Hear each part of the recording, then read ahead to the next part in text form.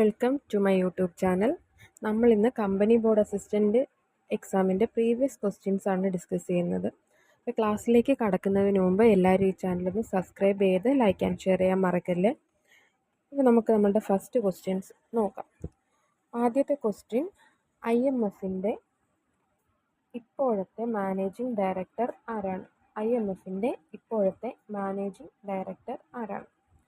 നമ്മൾ ഈ ക്വസ്റ്റ്യനിലോട്ട് കടക്കുന്നതിന് മുമ്പ് എന്താണ് ഈ IMF എന്നുള്ളത് നോക്കാം. ഇൻ്റർനാഷണൽ മോണിറ്ററി ഫണ്ട് എന്നുള്ളതാണ് IMFൻ്റെ full form. International monetary fund. ഈ IMF എന്ന് പറയുന്നത് ഐക്യരാഷ്ട്രസഭയുടെ ഒരു പ്രത്യേക ഏജൻസിയാണ്. ഐക്യരാഷ്ട്രസഭ എന്തോ ഒരു ലക്ഷ്യത്തിന് വേണ്ടി രൂപീകരിച്ച ഒരു പ്രത്യേക ഏജൻസിയാണ് IMF. IMF എന്തിനു വേണ്ടിയിട്ടാണ് രൂപീകരിച്ചതെന്നുള്ളതാണ് നമ്മൾ ഇനി നോക്കാൻ പോകുന്നത്. അതിൻ്റെ പ്രഖ്യാപിത ദൗത്യം എന്ന് പറയുന്നത് ആഗോള പണസമാഹരണം വളർത്തിയെടുക്കുക, സാമ്പത്തിക സ്ഥിരത ഉറപ്പാക്കുക, ദാരിദ്ര്യം കുറയ്ക്കുക എന്നിവയാണ്.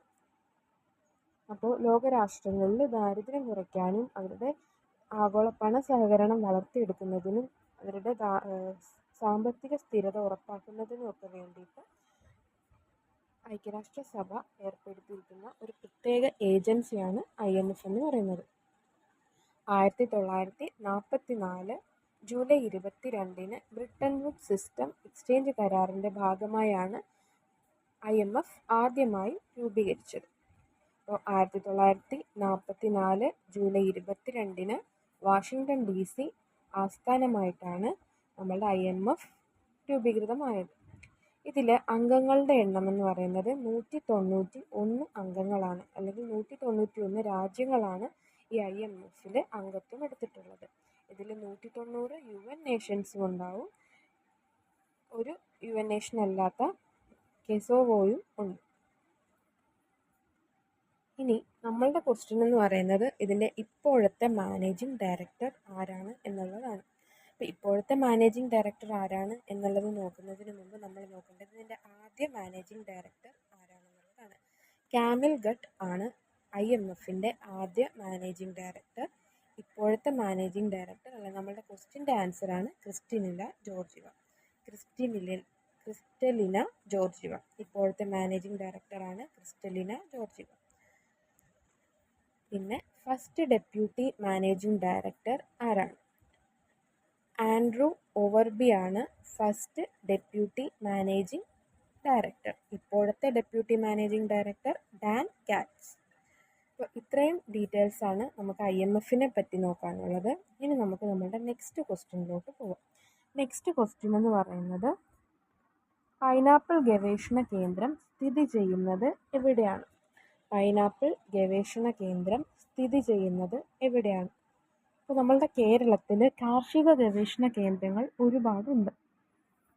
നമുക്ക് അതിൽ നിന്ന് ഒരുപാട് ക്വസ്റ്റ്യൻസ്, എല്ലാ എക്സാമിനും ഒരു ക്വസ്റ്റ്യൻ എങ്കിലും ഈ കാർഷിക ഗവേഷണ കേന്ദ്രങ്ങളെ റിലേറ്റ് ചെയ്ത് ചോദിക്കാറുണ്ട്. അപ്പോൾ നമ്മൾ അറിയേണ്ടത് ഈ കാർഷിക ഗവേഷണ കേന്ദ്രങ്ങളെല്ലാം തന്നെ നമുക്കൊന്ന് നോക്കാം. അതിൽ ആദ്യം നോക്കേണ്ടത് തിരുവനന്തപുരത്താണ്. ഇതുപോലെ കുറേ ഗവേഷണ കേന്ദ്രങ്ങളും അതേപോലെ സർവകലാശാലകളും ഒക്കെ ഉള്ളത് തിരുവനന്തപുരത്താണ്. അപ്പോൾ നമുക്ക് ആദ്യം നോക്കേണ്ടത് കേന്ദ്ര മണ്ണ് പരിശോധന കേന്ദ്രം എവിടെയാണ് സ്ഥിതി ചെയ്യുന്നത്? കേന്ദ്ര മണ്ണ് പരിശോധന കേന്ദ്രം എവിടെയാണ് സ്ഥിതി ചെയ്യുന്നത്? പാറാട്ടുകോണം എന്ന് പറയുന്ന സ്ഥലത്താണ് കേന്ദ്ര മണ്ണ് പരിശോധന കേന്ദ്രം സ്ഥിതി ചെയ്യുന്നത്, പാറാട്ടുകോണം.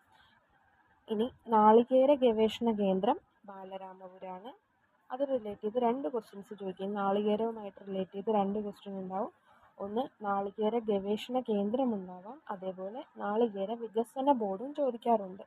നാളികേര ഗവേഷണ കേന്ദ്രം എന്ന് പറയുന്നത് ബാലരാമപുരത്തും നാളികേര വികസന ബോർഡ് കൊച്ചിയിലുമാണ്.